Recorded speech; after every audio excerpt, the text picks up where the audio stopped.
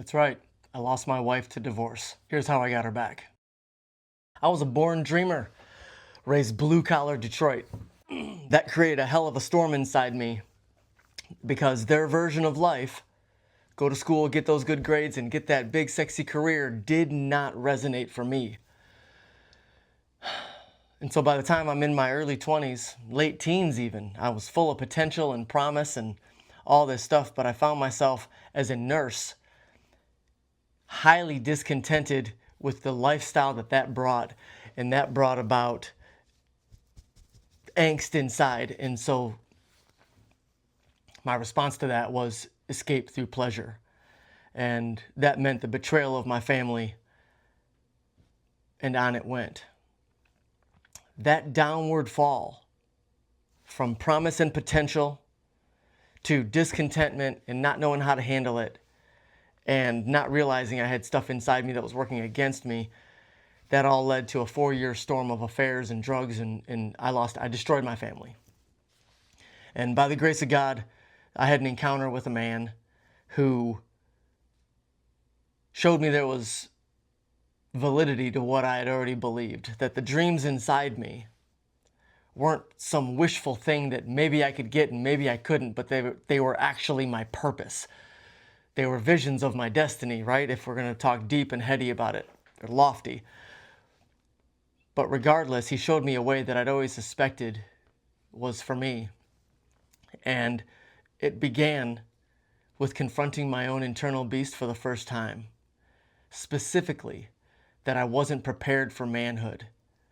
And at nearly 30 years old when this encounter occurred, I had basically blamed my father, my dad, for the condition of my life. But after I met and talked with Don, and he challenged me to take responsibility as a man, and I responded.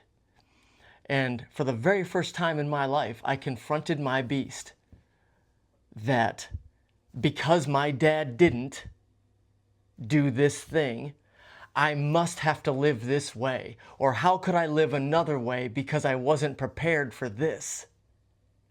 So he's the ultimate excuse, and when someone's the ultimate excuse for our lives, we're never going to be happy in it.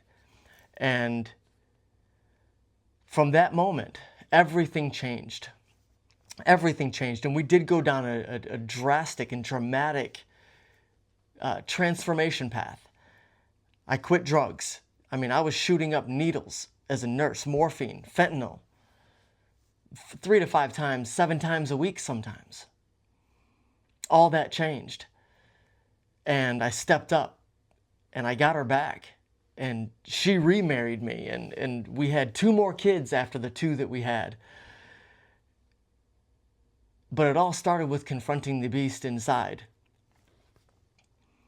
And I could get into other ones that I have, but we all have them. For the sake of this video, what you need to know is that your reason why is the only thing that matters. Because I had a moment where I believe God came to me and said, if you keep up this nonsense, this was during the 4-year dark period, real bad. Toward the end of that, he said, if you're going to keep this up, I'm going to let you die. That hit me so hard for not only the message that it was and the fact that I believed this was actually God talking to me in my spirit, but that when he told me that, I was laying in the bed of a woman who was not my wife. And he let me know that he had seen enough and that he loved me. And he wasn't going to let me continue down this path of destruction, hurting everybody around me, including myself. And in that last thread of hope or grace, I responded. I'm so glad that I did, because life turned into more than what I was hoping it could be. And that changed everything for me. It changed everything for my wife, my 2-time wife, as I now call her, because that was some years ago. But now we're going on 24 years married if we don't count the divorce time. We're 28 years together. Anything's possible for the one who believes. But it does start with confronting the internal beast, confronting your beast, the thing that you've ignored forever. Every single time I come up against a challenge of a man, or saying that I am a man, or what does a man need to do in this situation, I cowered away because my story was that I wasn't prepared for this.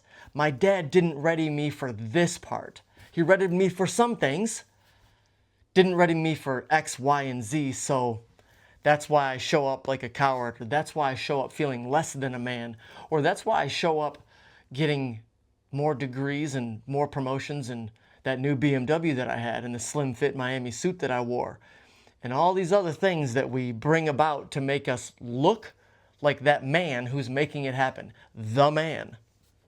And I found out that the man is really the boy who hasn't healed. For us to truly be the man, we got to confront that beast inside that holds us back or brings us back after we achieve a breakthrough, which I call a false victory. There's 10 main beast patterns. What's your dominant personality pattern? What is the dominant beast that shows up in your life when you're triggered in the same ways? What is the most frustrating pattern that repeats itself in your life that cuts your knees out? That you say, why do I do this? I hate doing this. Paul talks about that in the New Testament. He says, I hate, I do. What I want to do, I don't do.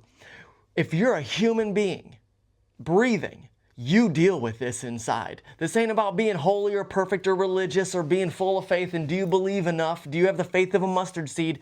This is not about that. This is about the fact that you were conditioned, as I was, with something inside that said, I don't have this thing, I'm lacking this thing, I don't feel seen, I don't feel worthy. Whenever something good happens, it's taken away. Whatever the thing is that you personally deal with. That's it. It's that shadowy tap. It's when you're watching a baseball game and the guy that comes to the plate somehow makes you feel uncomfortable, but you don't know why you got squirmy. And then you look at him a little closer and he reminds you of that bully from when you were a kid. But you can't find out that you're running from things or you get squirmy in these situations unless you stop and pause in that moment to reflect, which is the first step of the radar framework that puts all of this on your radar so you can stop the sabotage for good. Predictable success is what you can create. Full wholesale transformation of your life from the inside out. That's the way it has to happen. But that beast, that thing that you've ignored all these years, every time it taps you on your shoulder, every time your wife says a somewhat of a snippy remark, or it's that time of month, or whatever the thing is, and she steps on that IED inside your soul, she steps on that trigger point. And there you go again, repeating the same old pattern that you hate repeating. It probably happens at work too, every time somebody speaks up in a meeting or shuts you down, or maybe you get relegated to the side and that sense of worthiness, just that insecurity flares and here comes the beast. Stands up to protect us, stands up to help us be seen. We go out and win trophies because of these beasts. The uncrowned king is a cliche in sports. Look at John Jones right now. Look at Conor McGregor right now. These guys, massive beast issues. They collect all the crowns on the outside, all the cars in the many car garage driveway, because on the inside they do not feel like a true king. If you got a Lamborghini and you pull up next to a little tiny Sonata or some other little car, economy car at the red light, do you feel the need to rev your engine and tear concrete off the ground to prove that you're faster than that thing? Of course you don't. We all know that. When it's clear, we never feel the sense to prove it. The only way we can live our lives that way without needing to tell our neighbors about our income or the new opportunity that we got or however that goes, the only way that happens is by knowing it clearly on the inside. You got to know you're a Lamborghini, or you're going to spend your whole life revving your little six-cylinder trying to prove something to the world that you believe is not true on the inside. It does not need to continue past this moment. Find that most repeated negative pattern in your life, the most frustrating, unwanted thing. That's your first breakthrough spot. That's going to lift half the clouds off your life. That's going to lift half the weight off your chest when you try to go to sleep at night. This is the way. You can do behavior modification, you can do shadow work, you can do journal. We're going to accomplish the same thing right here without the use of expensive therapy. You got a free YouTube video and a framework to go off of. If you're ready to know what your dominant personality pattern is, your beast flavor, get the free doc, the free self-guided assessment below. Get it. Piece of cake. AdamKasix.com/personality. The link is down there. If you're ready to confront your beast for real and show your neighbor that those steel balls hanging from your hitch are actually legit, let's do a discovery call. I can help you get out of this fast. From drug addiction, losing my wife and kids, to divorce, to then combat in Afghanistan where I contracted post-traumatic stress disorder, as they said. That's another major beast. I don't downplay it. But if you're hooked on pharmaceuticals, that's another thing too. That shit changes your personality. You don't need that. All these things are how I help men bust into the freedom of their manhood, their healthy masculinity. You don't need the way the world does it. You don't need the way that Andrew Tate and Sean Whalen and Lions Not Sheep and the manosphere is telling you to do it. Showing up with big salt and peppery beards with vascularity popping everywhere, with your big cigars and your cocky smile and your glass of whiskey. Come on, man. That's not where it's at. It's not that that stuff is bad or wrong. It's where that's coming from. That stuff is covering up stuff. Unhealed little boys and adolescent that was damaged.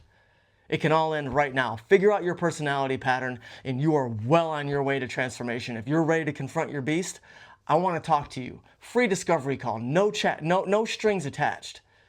No expectations. Chat.adamkasix.com/discovery.